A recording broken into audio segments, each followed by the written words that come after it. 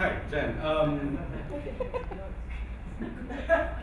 I actually was listening to you thinking that I wonder if peeing on airplanes is like this universal male thing. Hands? Not just male. I got 3. That's it. I don't know. My wife Melanie. Apparently 3 plus 2. My wife Melanie tells me that I have a really small bladder because I always get up in the middle of the movie, and have to sit in the aisle. And also my routes across Bombay are mapped out by convenient restrooms because traffic is really bad. Anyway, so what I was where I was going with all the pee stuff is that any story with peeing or any kind of bodily ejaculation is a very good thing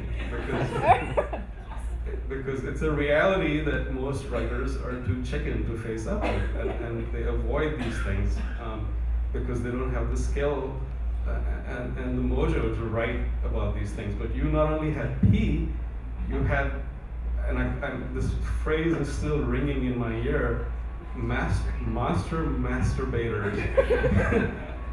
and I have to say that I'm jealous of that. I think I'm going to steal it from you. Master masturbators. So what I'm trying to say is that well done and good fluids. Excellent. Well, there was that nice girl who got up there on that stage and started out talking about a couple of geeky guys, and very quickly I had a clear idea of what these couple of geeky guys looked like. And I was thinking, where's this story going? And then she just sort of sprouted things herself, I thought. She sort of started being, I was like, wow, this performance art.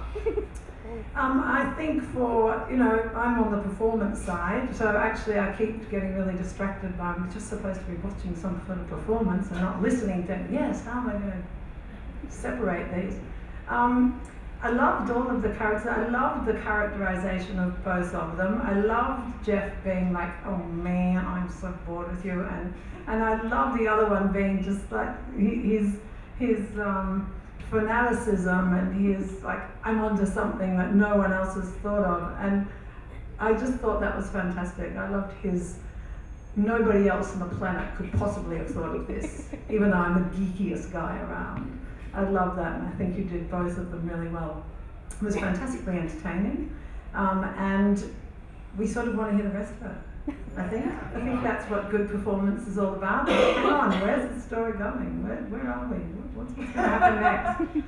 So that'll be the next death match. That'll be the next death match. Exactly. Yeah. So well done, Jen. Well done. Thanks. Thank you, John. I can give you a number. Uh-oh. Intangibles. Hi, John. Your score is an R. Yes! Like the Pirates. What? I was walking down the street the other day, and I saw a guy who was listening to his iPod, and he got hit by a bus. And like many of you, I will never wear headphones. I think I share the common concern that if you're wearing headphones, you can't hear your surroundings, and someone will sneak up behind you and put a fish in your pocket. And he was listening to his iPad or his iPod, and he was probably listening to his favorite song. Happy birthday to you. And then the bus hit him. And it seemed like this intersection of the song, like the art, and yet very prosaic, bussy things like the bus. And I was thinking about that during your piece, because you had this literary merit, and yet you were talking about zodiac signs and getting laid. And the Ophiuchus was something I've never heard before, and I've never seen anyone get hit by a bus before. And also, he got up and walked away, and so will you. And so I think R is the appropriate score, and I think it's really good.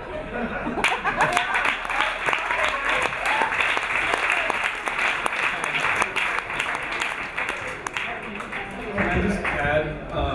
I just remembered actually that you mentioned 2012 there, and anybody who mentions disaster movies in fiction is all right with me. But I sensed you were making fun of the movie, and I don't know. I just got this subtle feeling, and so. But making fun of John Cusack movies is not allowed. No, I love John Cusack. So yeah, I'm gonna have to take points away for that. I even put that in the email to them, so Right. I'm really sorry that you didn't. Sorry. You Yeah. didn't. But Bumped the her other down thing to is, an N. right? I bumped her down to an N. And because of that, right, yeah. But on the other hand, I've always wondered when I'm doing readings and performances and things, when somebody's going to start shooting at me. And you actually had somebody shooting at you, but you kept reading. Defiant. Defiant, and that's amazing. I mean, yay! You stood up for writers and literature. I also forgot about you being shot at and keeping. I can't believe I forgot it. I'm like, about a performance.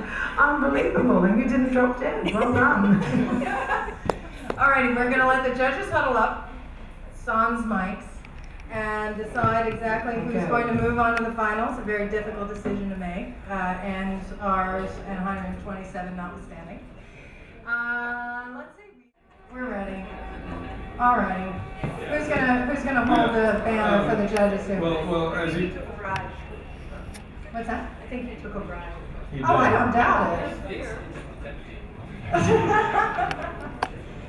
So despite the bribe, it was very, very close, as you could put the tension on our faces and passionate discussion that we had across the table. And I'm never going to speak to them again because they disagreed with me. Except for round two. Except for round two, yeah. But we finally went in favor of Jen. All right.